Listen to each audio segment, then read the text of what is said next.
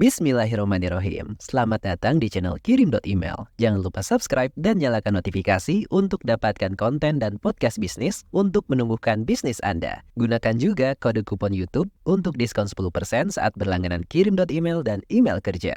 Selamat menonton. Bismillahirrahmanirrahim. Ya, ini mungkin sedikit lanjutan ya dari episode terakhir Kepo Kirim.email podcast, yaitu episode 109 ya.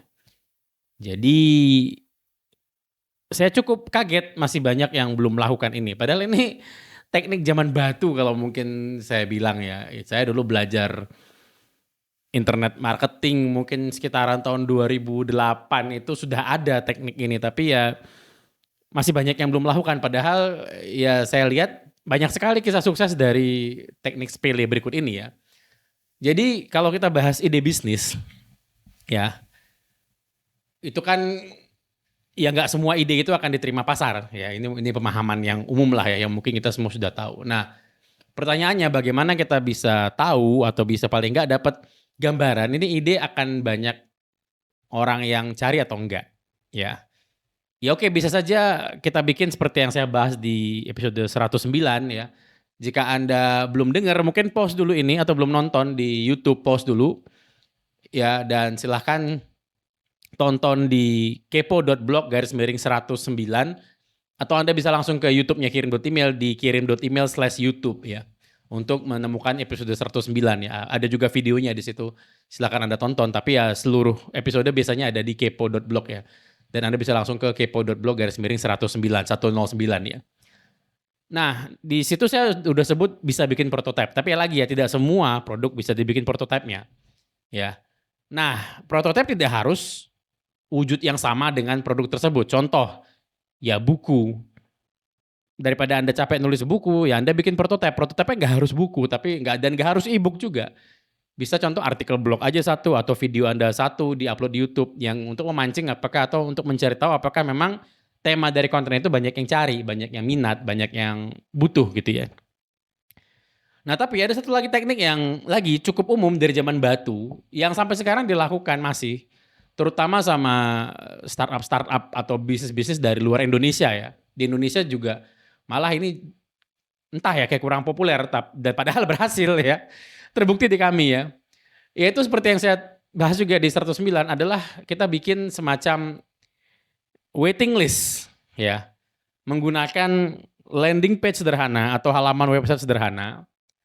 Ada formulir di dalam halaman tersebut ya, kuncinya di formulir ini. Dan kita kumpulin alamat email orang-orang yang tertarik dengan produk ini. Istilahnya waiting list ya. Lagi bisnis di luar Indonesia itu sudah umum melakukan ini. Ya tidak hanya bisnis malah. Penulis buku itu sebelum launching bukunya dia bikin waiting list. Ya startup itu bikin waiting list. Jika Anda ingat beberapa startup yang pernah booming, yaitu berawal dari yuk gabung waiting list kita yuk, nanti akan dikirim undangannya via email ya. Contoh Pet seperti itu, dulu ada sosial media namanya Pet ya. PATH itu seperti itu dulu, pakai waiting list. Selain itu juga ada Clubhouse, kalau Anda ingat, Clubhouse juga waiting list ya. Jadi dia ngumpulin alamat email kita, dia minta kita invite dan lain-lain. Ya kemudian nanti di email kalau sudah dapat undangannya, kira-kira seperti itu.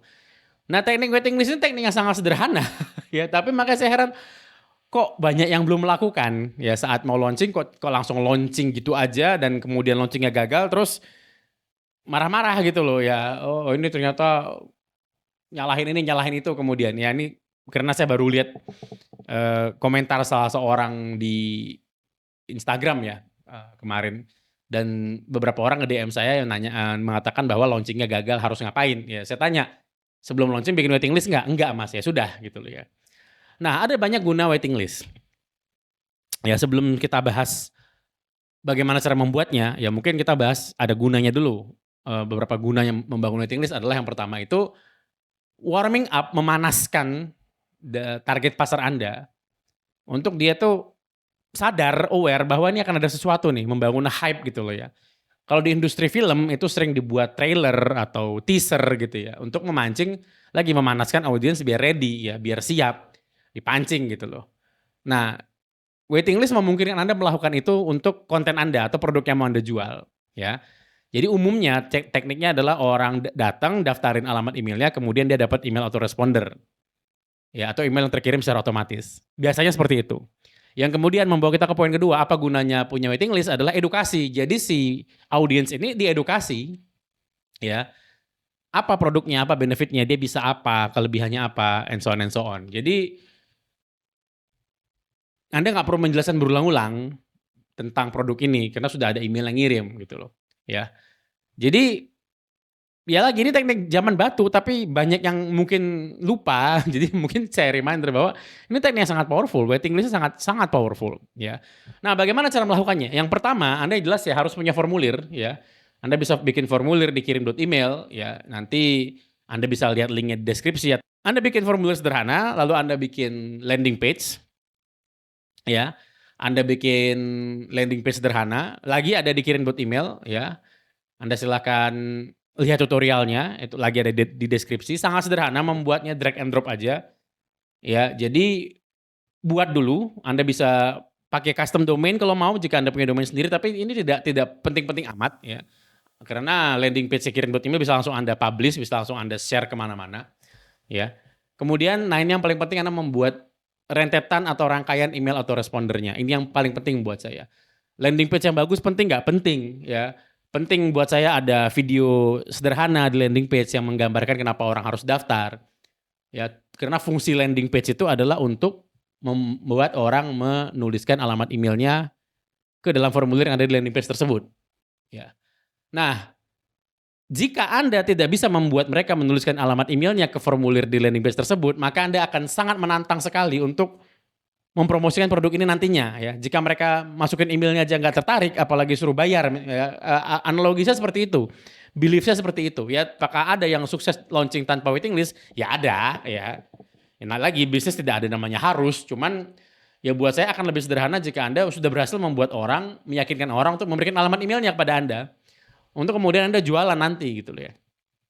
Nah, Anda bikin email autoresponder, Anda bikin email otomatis yang berisi email-email atau rangkaian-rangkaian email yang mengedukasi dan memanasin si target pasar Anda, ya. Untuk ini kirim email sudah punya materinya, sudah ready, ya. Yang pertama namanya EAT, ya. EAATT, EAT singkatan, Email Automation as Training Tool istilahnya. Jadi email automation sebagai tools untuk mentraining atau mengedukasi tadi ya target pasar Anda, ya, untuk dia membeli. Ya tentu saja training ini bisa Anda terapkan kemanapun, bisa ke karyawan, bisa ke peserta didik Anda, kemanapun bisa. Tapi yang namanya training itu kan simple ya, intinya kan melatih ya, mengedukasi ya. Nah konteksnya bisa diterapkan nggak ke calon pembeli? Ya bisa, jadi Anda silahkan ke utas.to/it, EAATT ya, atau Anda bisa lihat di deskripsi ya. Nah, yang kedua, Anda bisa mempelajari materi sekte. Sekte ini adalah strategi email konversi tertinggi. Nah, ini untuk yang mungkin Anda lebih fokus, Anda ingin lebih fokusnya ke konversi ya. Bagaimana dengan email autoresponder ini orang langsung beli gitu loh, ya. Nah, ini bisa juga Anda pelajari. Sebenarnya dua-dua ini bisa Anda gabungkan. Silakan Anda pelajari mana duluan, silakan, itu bebas. Anda bisa gabungkan mana dulu, ini tidak berurutan ya.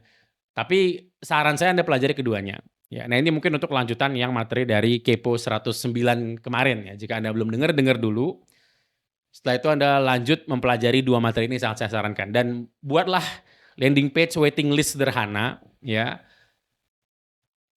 Yang berisi penjelasan singkat, ya ini waiting list untuk apa, Anda mau launching apa, boleh nggak dipasangin countdown, boleh. Semua bisa Anda gunakan fitur landing page kirim email ya. Jadi yang Anda butuhkan cuma kirim email sebenarnya untuk membangun halaman waiting list yang bagus ya, share waiting listnya, promosikan waiting listnya ke sosmed misalnya, agar orang-orang pada ngumpul di situ, daftarkan alamat email dan mungkin nomor WhatsApp. Setelah Anda dapat datanya dan beneran nanti launching, Anda tinggal blast email ke semua yang nunggu waiting list. Dan lagi seperti saya bilang, ini teknik yang sangat mungkin kuno, dari 2008 sudah ada ya. Dan masih dilakukan di luar Indonesia, walaupun mungkin tidak populer di sini. Dan di Indonesia pun ini berhasil. Seperti yang saya ceritakan di Kepo 109, episode 109 adalah kirim email juga melakukannya ya. Saat saya mau launching kirim email itu saya bikin landing page waiting list. Dimana kalau 1.000 orang mendaftar dalam sebulan saya akan bikin kirim email, kalau enggak maka enggak. Dan qadarullah, alhamdulillahnya 1.200 orang kalau nggak salah mendaftar dalam 2 minggu kalau nggak salah. Ya itu jadi gitu launching saya tinggal blast dan ya beneran langsung kalau nggak salah dalam 3 bulan itu kita ada 1.000 pengguna gitu ya. Bergulir dari orang-orang yang terdaftar di waiting list tersebut. Jadi terbukti di saya, terbukti di teman-teman saya, terbukti di beberapa pengguna kirim email dan terbukti di banyak bisnis di luar Indonesia maksud saya ya. Itu mungkin dari saya ya. Ini cuma video lanjutan doang. Untuk selengkapnya saya sangat menyarankan Anda untuk mendengar lagi Kepo 109 ya. Jadi Anda bisa ke kepo.blog/109, kemudian pelajari bagaimana membuat landing page sederhana.